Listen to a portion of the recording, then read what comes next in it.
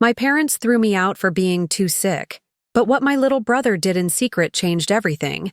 They didn't even look at me when they said it. I was sitting right there, across the table from my parents, at what was supposed to be a family dinner. My sister Claire had just poured herself another glass of wine when she said it, casually, like she was commenting on the weather. "She's not worth the trouble, Mom." I blinked, unsure if I had heard her right. I set my fork down, my appetite gone. My chest already ached from the fatigue that hadn't let up for days. And now this. I glanced at my son, Miles. He was pushing food around his plate, face down, silent. He didn't look up. No one did. "Hold on a moment before we move forward. Let us know where in the world you're watching from. And if you're loving these stories, don't forget to hit subscribe. Tomorrow's episode is going to be absolutely mind-blowing." My mother let out a slow sigh and nodded, her eyes on her napkin. "It's hard to say it, but Claire's right. We've tried. But this has gone on for too long, Nora." I opened my mouth to speak, but nothing came out. My throat burned. I looked at my father, hoping for even a glance, a word, something that showed he didn't agree. But he kept chewing, slowly, like he hadn't heard a thing. I suddenly felt so small, so heavy. "I didn't ask to get sick," I muttered, more to myself than to anyone else. Claire snorted. "No one asks for it, but most people try. You just lay around all day, and then expect us to cater to you like you're dying." "I have fibromyalgia," I said. "Chronic fatigue. It's not something you fix with a green juice and a positive attitude." "Enough," my mom said firmly. "This dinner is not the place." I stood up, chair scraping against the floor, and walked out. My legs were shaking, and my head was spinning, but I didn't want them to see that. I didn't want them to see anything anymore. Miles followed me out 20 minutes later. I was sitting on the front porch, arms wrapped around myself. He sat beside me, but didn't say a word. He never said much at all when the family turned on me. I could feel his guilt like a fog between us, but I never held it against him. He was just a kid, 17, still trying to survive in a house. That made silence a requirement. "I'll go," I finally said. "I know they've been hinting. I'll leave." He looked at me then, eyes wide. "Where would you even go?" "I don't know, but I'm not staying here to be talked to like that again." Miles didn't answer. He didn't beg me to stay. He just looked away again, and that told me everything I needed to know. 3 days. Later, I packed what I could carry into a single duffel bag and left. No one helped. No one stopped me. My mother opened the front door as I passed her in the hallway, didn't say goodbye, just handed me a brown envelope with a few $100s inside. "Don't tell people we kicked you out," she said. "We didn't. You left." I didn't argue. For the next 2 weeks, I bounced between sleeping in my car and crashing on a friend's couch until her husband told her it was starting to get uncomfortable. The truth is, nobody really wants someone sick in their home, especially not when it's the kind of sickness they can't see. I applied for disability, again. Got rejected, again. They said I didn't meet the criteria. I didn't even know what that meant anymore. Some days, I could barely stand long enough to make a sandwich. Others, I stared at the ceiling for hours, muscles aching like I'd run a marathon. Miles would text sometimes. Short things. "You okay? Do you need anything?" But we both knew he couldn't do much. Not with my parents watching everything he did. He couldn't come see me. He couldn't send money. All he could do was ask. And sometimes that was worse than nothing. Still, I answered every time. I didn't want to lose him too. The photo hit me like a slap. It was a Sunday morning, and I was sitting in the back corner of a local diner, nursing a coffee and trying to stretch out how long I could sit in the warmth before someone asked me to leave. I opened Facebook on my phone just to distract myself. And there it was, a family photo, my family, my parents, Claire, my father's sister and her husband, and Miles, smiling, arms around Claire's shoulder. It was taken at my parents' house, my old house. There was no caption, just a heart emoji. It wasn't the first family photo I'd been left out of, but this one stung in a way the others hadn't. Maybe because I could see the empty space next to Miles, where I would have stood. I sat there for a long time, screen glowing in my hand. I didn't cry, not then. I just felt cold, like whatever connection was left had been snapped without sound. Later that night, Miles called me. "I didn't know they were going to post that," he said. "I didn't know it would feel like that." "I'm fine," I lied. "It's just a picture." He was quiet for a moment. "I hate them for how they treat you." "You don't hate them," I said. "You're just tired." "No," he said. "I do. I'm not a kid anymore. I've been paying attention." I didn't know what that meant at the time. I didn't know he had already started recording things. 1 month later, Miles showed up at the trailer I was renting. I hadn't seen him in person since I left the house. He looked older. He had lost weight. His face was tighter, his voice lower, and when he hugged me, he held on longer than I expected. "I brought you something," he said. He pulled a small, hard drive from his backpack and set it on the kitchen counter. "What is it?" "It's everything. I recorded them. I printed papers, bills in your name, bank statements with your info, medical stuff they hid from you." I stared at him. You did all that?" "I started 6 months ago. I didn't know what I was going to do with it, but now I do." He opened his bag and pulled out a folder. Thick, organized, labeled. "I want to help you fight back." My hands trembled as I picked it up. "Why?" He looked at me with something I hadn't seen in years. Conviction. "Because you're not crazy, and you're not a burden, and they're not going to keep pretending like you don't exist." For a moment, I couldn't breathe. Everything around me was still. This kid, my kid, had been watching all along. And while I thought I had lost him, he had been building something to give me back what they tried to erase. "I don't want revenge," I said quietly. "I know," he said, "but I think you deserve justice." I looked at the folder again. Maybe. He was right. Maybe it was time. The file sat on the counter for almost 2 days before I opened it again. I wasn't sure if I was scared or just too tired to face what it meant. Maybe both. Miles had left after an hour that day, saying he couldn't stay too long or it would raise questions. My parents still thought I was somewhere, just not in a way they had to worry about. I think that's how they preferred it. When I finally flipped through the folder, it was more than I expected. Handwritten transcripts, screenshots of messages, photos of envelopes and documents, scanned medical reports I hadn't seen since I was 24. I had forgotten how many times I had gone to doctors alone, how many times I was dismissed, or worse, accused of making things up. There was one page I stopped on. It was a printed bill from a specialist I never even remembered visiting. My name at the top, the charges listed below, $2,180 billed to an insurance policy under my parents' name. Miles had written something in pen in the corner. "This was paid using your name. You never saw a dime." I sat back, my hands trembling slightly. I'd always known something was off, but having proof was different. It wasn't just my word against theirs anymore. It was written down. Archived. Real. Later that night, Miles sent me a text. "Miles, there's more. I didn't want to overwhelm you, but I've been keeping recordings." Me. "What kind of recordings?" "Miles.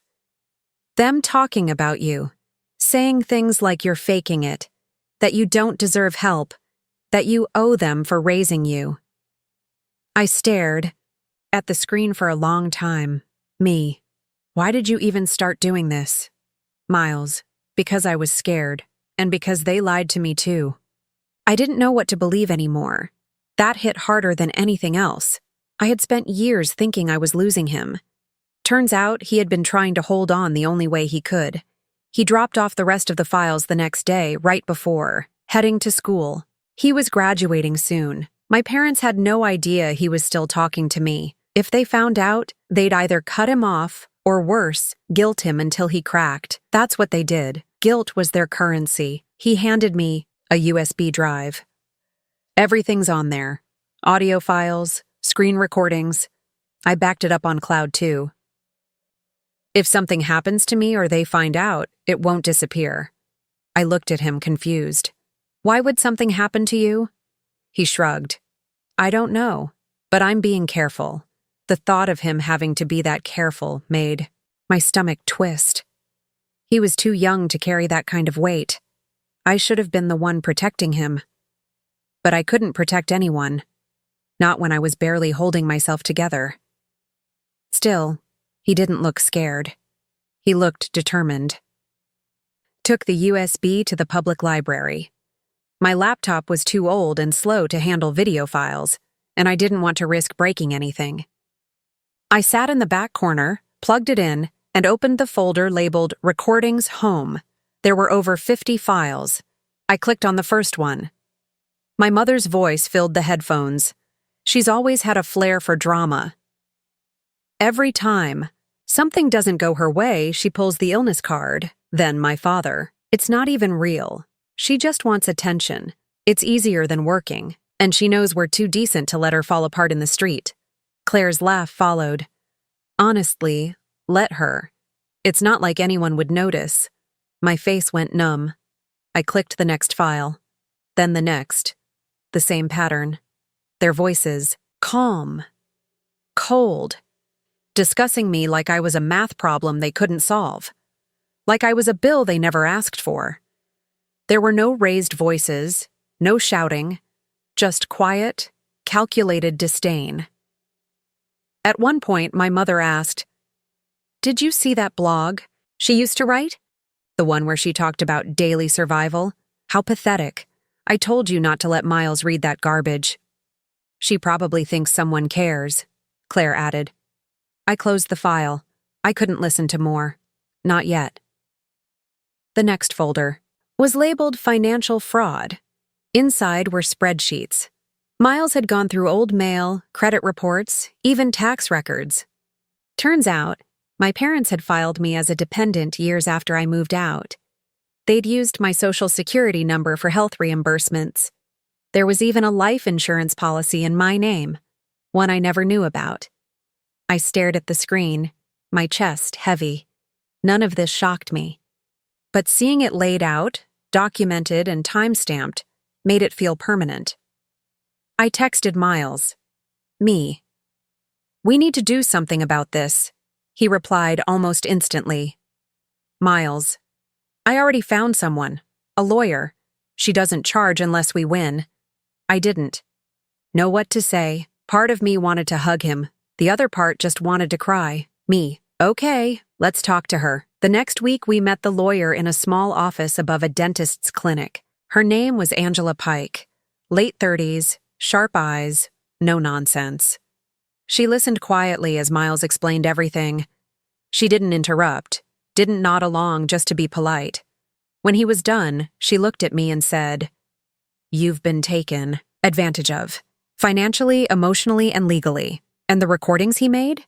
That's going to help us a lot." I swallowed hard. "I'm not trying to destroy them. I just want to get my life back." Angela nodded. "I understand. This is about getting what's yours and clearing your name." Miles sat beside me the whole time, hands clenched in his lap. I could tell he was nervous. I reached over and squeezed his fingers. He didn't pull away. Angela started drafting the paperwork that same day.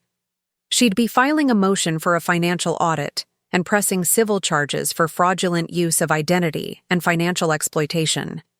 There were other options on the table: harassment, defamation. But she said we should take it one step at a time. The hardest part was seeing everything printed out in front of me. All the things I hadn't wanted to admit were real.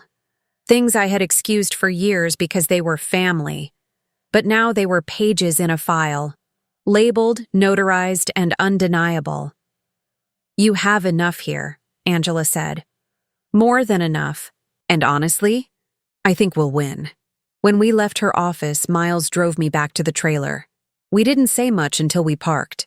"I'm proud of you," he said. I blinked. "What?" "For doing this," he said. "For standing up for yourself." I looked at him. "I should be saying that to you." He gave me a small smile. "They can't hide anymore.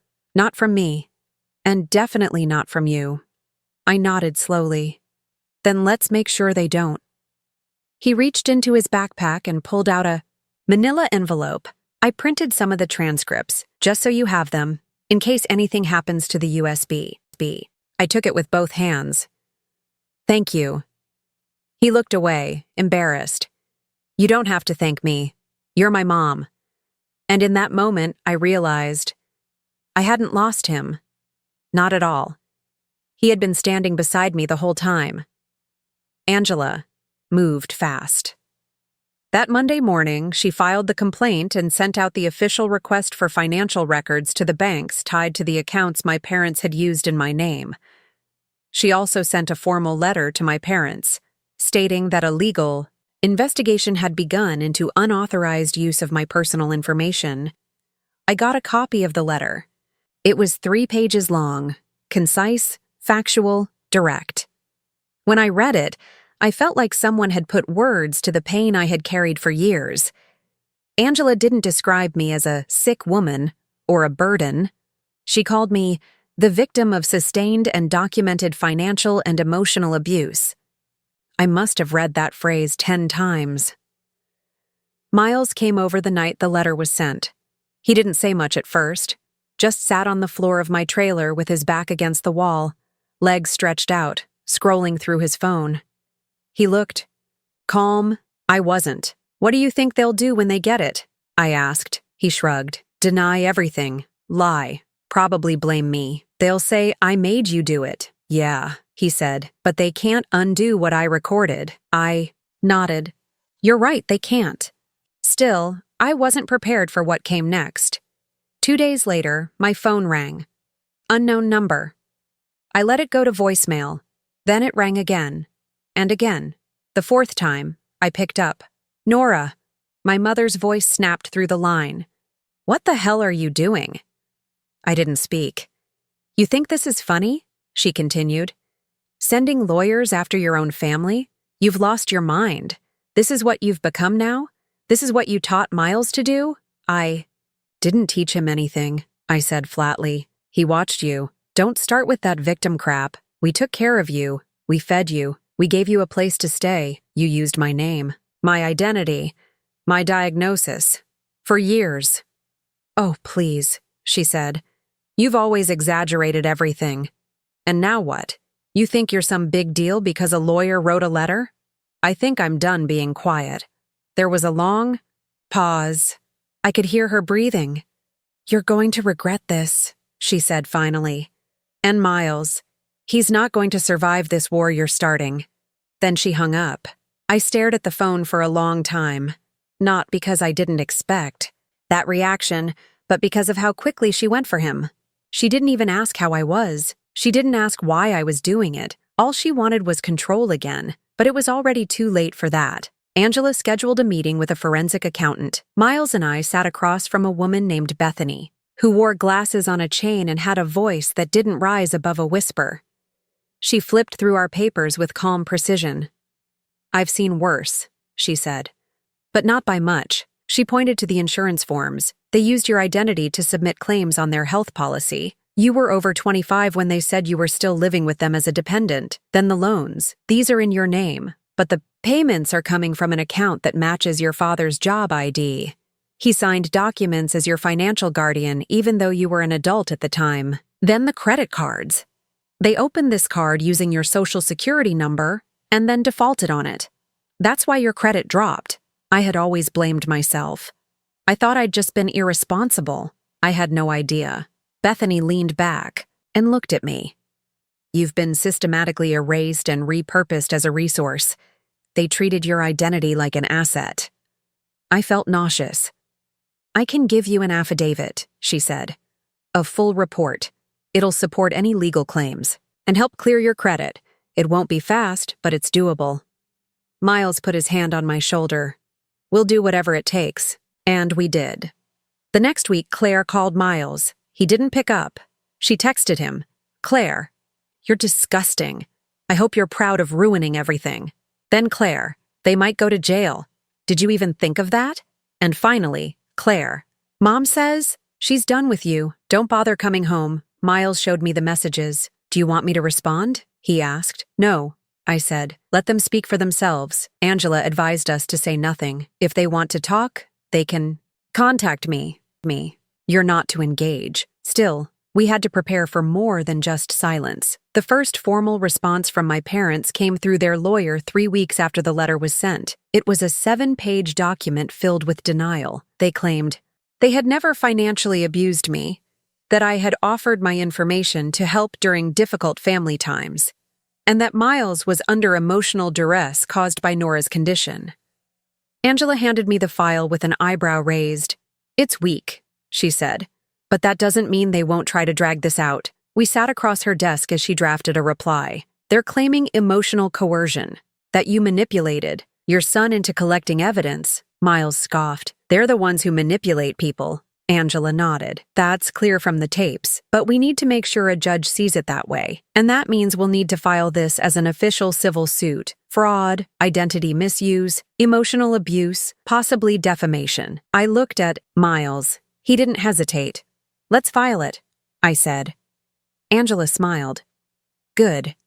That same week, I received a notification in the mail from a collections agency. It was for a medical procedure I never had. A neurologist I never met. The bill was 3 years old. I took a picture and sent it to Angela. She added it to the file. "They're still trying to use your name," she said. "Even now." I shook my head. "They think I'll back down." "They don't know you anymore," Miles said. And he was right. They didn't. By month's end, we had filed. The court date was set for 90 days out. We would start with discovery, getting official records, forcing their bank to comply with a subpoena, getting depositions scheduled. It would be a long process. But now it was official, and for the first time in years, I didn't feel powerless. Angela called me 2 days later. "They filed a counterclaim," she said. I froze. "For what?" "They're suing you for defamation, saying you damaged their reputation by accusing them of abuse." I let out a breath. "Are they serious?" "They're desperate," she said. "But that's good. Desperate people make mistakes." That night, Miles came over with takeout. We sat on the floor, eating. Noodles out of boxes. I hadn't had much appetite lately, but the smell helped. "What if this ruins everything?" I asked. "What if they win one of the claims? Or drag it out forever?" Miles didn't look up. "Then we keep going. You're not tired?"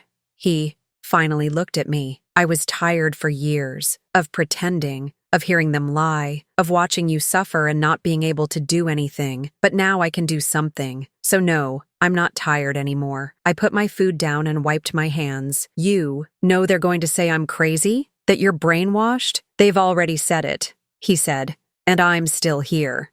I nodded, and for the first time since this started, I believed we were going to finish what we started. The day of the first court hearing came faster than I expected. 90 days sounded like a lifetime when we first filed. But now, standing outside the courthouse next to Angela and Miles, I felt like I hadn't even had time to prepare, not emotionally. Angela looked calm as always, reviewing a folder tucked under her arm. Miles stood quietly beside me, dressed in a button-down shirt and slacks. He looked older than 17, his shoulders squared, his jaw tight. He was ready for this, even if I wasn't. "You're not going to say much today," Angela said. "It's procedural, just the judge reviewing motions and initial evidence, but they'll be there. Just so you know." I nodded. I expected that. What I didn't expect was the weight in my chest the moment I walked through the courtroom doors and saw them. My mother, sitting on the left side of the aisle, arms crossed, Claire beside her, whispering into her ear. And my father, stern, silent, unreadable, staring straight ahead, not looking at me once. I didn't look at them either. I kept my eyes forward and followed Angela to our side of the room. Their lawyer, a man named Raymond Ellis, stood when we walked in. Middle-aged, overly formal, the kind of guy who used phrases like unsubstantiated emotional narrative with a straight face. I'd seen him once before in a deposition video Angela showed me. He represented businesses in fraud cases. That said a lot. When the judge entered, we all stood. The hearing began. Angela did most of the talking.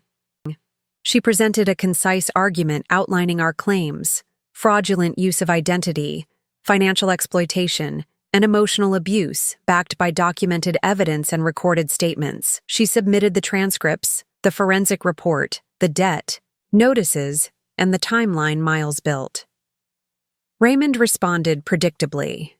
He called the claims emotionally charged exaggerations and said the evidence had been collected under coercive conditions by a teenager under influence. When he said that, Miles looked at me. I didn't flinch. I just stared at the table and let Angela handle it. She stood up slowly. Your Honor, the opposing counsel has not challenged the accuracy of any evidence presented, only the emotional tone. The plaintiff's case is not about feelings. It is about documented financial harm and verified misuse of personal information. We're asking the court to allow the case to move forward to full discovery. The judge, a woman in her late 50s, flipped through the folder in front of her and nodded. I've reviewed the preliminary materials. The evidence is sufficient for discovery.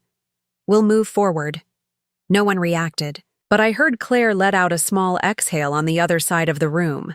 The judge continued. Additionally, I've reviewed the counterclaim of defamation. Based on the statements submitted by both parties, the counterclaim appears to be retaliatory. I am dismissing the defamation filing without prejudice. They are free to refile if additional evidence surfaces, but at this stage, it does not meet the threshold. Raymond looked irritated. My mother shifted in her seat. My father didn't. Move! Angela leaned toward me and whispered, That's a win. I nodded, keeping my hands folded in my lap. The hearing ended 30 minutes later. The date for formal depositions was set for the following month. As we stood and started to leave, I felt eyes on me. Claire was staring, arms folded, mouth tight, like she had something to say, and then she said it. You think you're going to win because you got a kid to lie for you? She called out across the hallway. Angela stepped between us immediately. Don't engage. But I didn't need to. Miles turned to Claire and said, loud enough for everyone to hear, No one had to tell me to record you. You did that all by yourself. Claire's face went red. My mother grabbed her arm, pulled her back. I turned away and walked toward the exit. Angela followed close behind. That won't be the last outburst, she said, but it's the last one you're going to respond to. I didn't say anything. Exactly, she smiled. Keep doing that. The next few weeks were a mix of tension and quiet planning. Angela prepared us for the depositions. Miles would be questioned by their lawyer. So would I. She explained the format, the strategy, the kind of tactics they might use. They'll try to twist your words, make you doubt your memory, especially you, Miles. They'll act like you were manipulated, like you're too young to understand what you heard. I know what I heard, he said. I believe you. But they're going to test every inch of that. We practiced. Angela ran mock questions. She pushed us, interrupted us mid-sentence, made us repeat answers when we got flustered. It was exhausting, but necessary. I've had witnesses break down in the middle of depositions. She warned us. You can't afford that. Not in this case. Miles stayed quiet through most of it, but I could see the pressure building in his face. He didn't sleep well that week. Neither did I. The deposition was scheduled on a Friday morning. We arrived early. My parents' lawyer was already there. My parents and Claire walked in 10 minutes later. They looked polished, practiced, like a family walking into a PR shoot, not a legal proceeding. Angela didn't waste time. She started with the basic questions, then laid out a timeline showing the pattern of misuse. I listened to them deny everything. We never used her identity for anything she didn't authorize, my mother said. She always exaggerated her condition, my father added. Miles sat beside me, fists clenched in his lap. Angela played a short recording next. Claire, if she dies, maybe she'll finally be useful. It echoed in the small room. I watched Raymond flinch. Claire's face hardened. I was joking, she snapped. The court recorder typed every word. Miles testified next.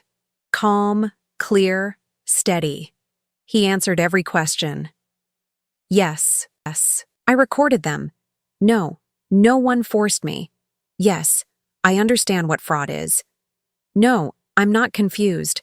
I watched my parents' lawyer try to break him. He asked the same question 3 times in slightly different ways. He tried to make Miles sound unstable, but he failed. When it was over, Angela nodded in quiet approval. We left the building together. Miles and I didn't say much on the ride home.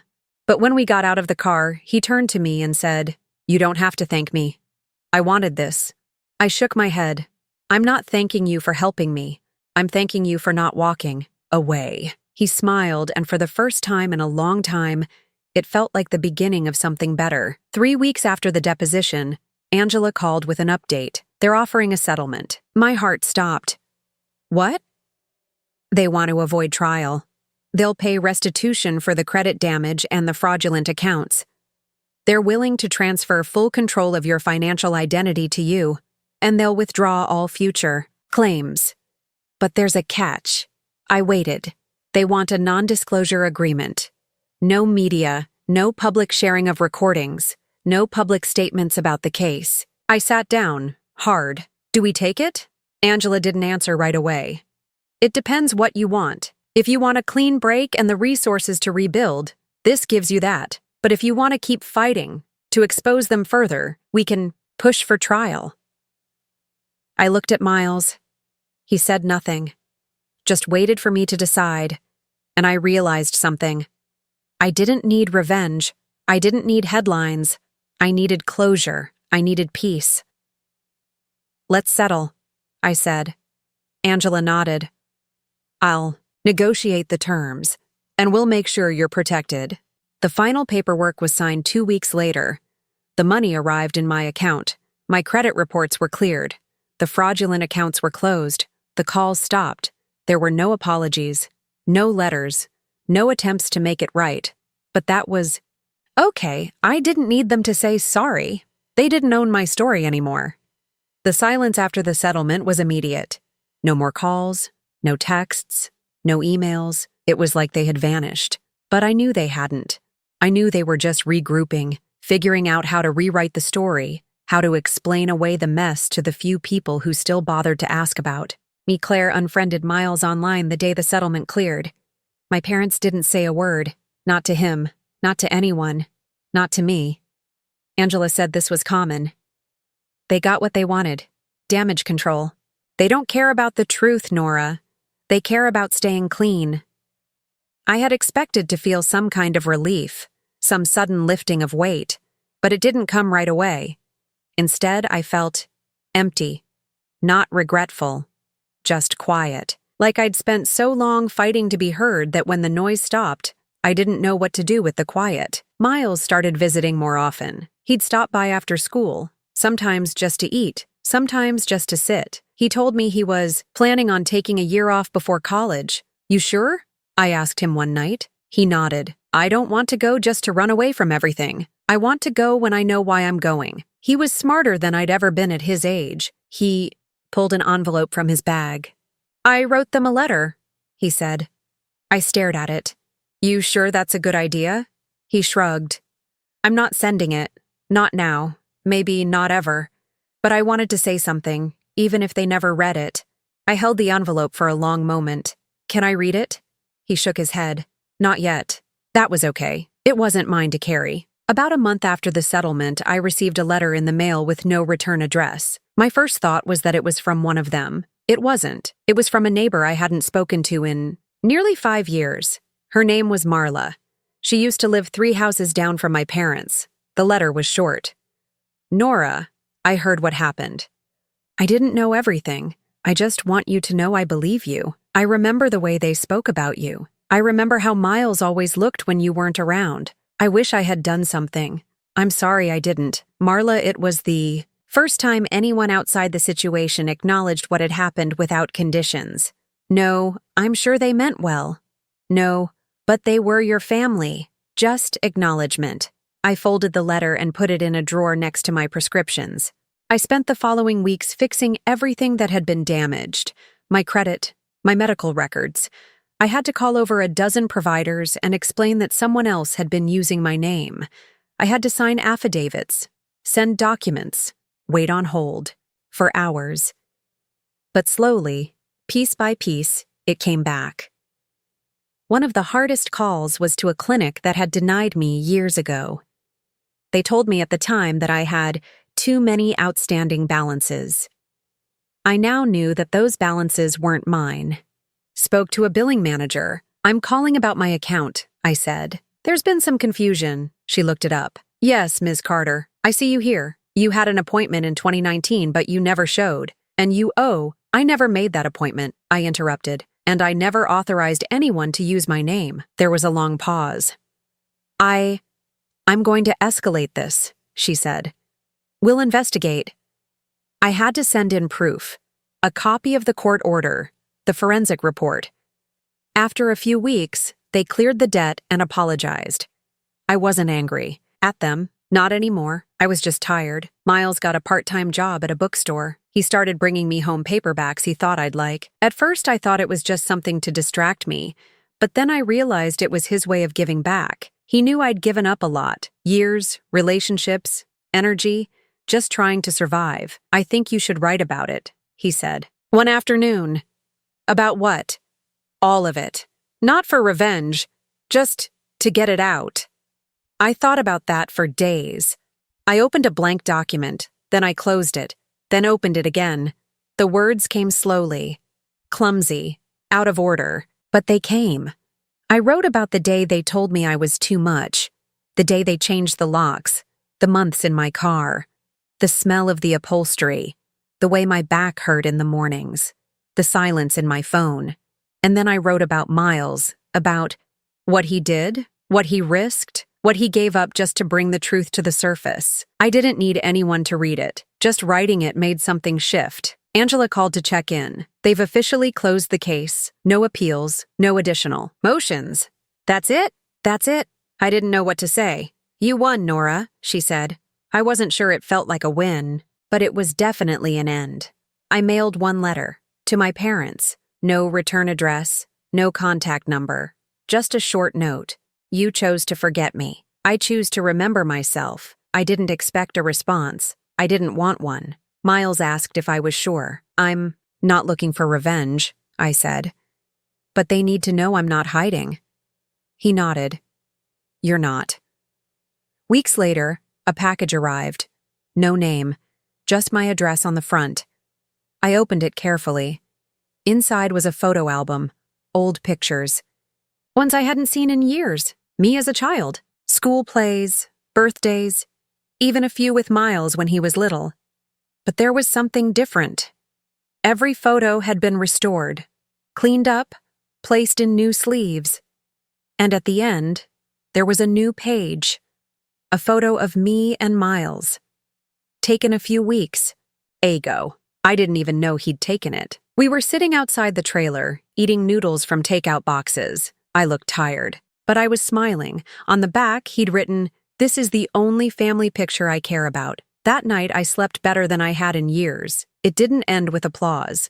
There were no grand gestures, no calls begging for forgiveness. No one came to their senses. They didn't show up at my door. They didn't try to make peace, and that was fine. What came instead was stillness. And for the first time in my life, it didn't feel threatening. Miles was at work the day the final notification arrived. A thin white envelope from the court. One line at the bottom of the page. All claims closed. No further action required. Sat down at the kitchen table with the paper in my hand. I read it once, then again, and I set it aside. I didn't cry. I didn't smile. I just felt still. It had taken nearly a year to get here. A year of digging up things I thought I'd buried. Of hearing my own family's voices say things I couldn't unhear. Of watching my son grow into someone stronger than I had ever dared to be. I took a walk that afternoon, just around the neighborhood. It wasn't anything special. Cracked sidewalks, the smell of someone burning food in an apartment down the street. But it was mine. My feet. My pace. My decision. Nobody told me where I had to be. Nobody was watching. Angela called later that week. She said the settlement was fully executed, the restitution payments cleared, the credit repair notices processed. Legally, I was whole again. Do you want to move forward with the restitution? Claim for emotional distress, she asked. We can still file. They opened the door with the settlement. I thought about it. I don't think I need it, I said. Not anymore. You're sure? Yeah, I said. They paid in the way that matters. They don't own any part of me now. She paused. It was an honor to represent you, Nora. I mean that. I know, I said. Thank you for believing me. She laughed lightly. You made it easy. You brought the truth. I just put it in the right format. After we hung up, I stared at the blank space on my wall. I had been meaning to hang something there for months. I opened the drawer and pulled out the photo album again. I flipped to the last page. Me and Miles, sitting on the trailer steps, both holding chopsticks. That was the photo I framed. I hung it there. Centered, alone. Claire posted a photo on social media 2 weeks later. It was from a family dinner. My parents, some cousins, a few old neighbors. I wasn't mentioned. Miles wasn't in it. But I noticed something. No one looked happy. They looked posed, forced, like people trying to hold up a structure with their shoulders even though the beams had already rotted from within. I didn't react. I didn't send it to Miles. I didn't write anything. They were free to live their story.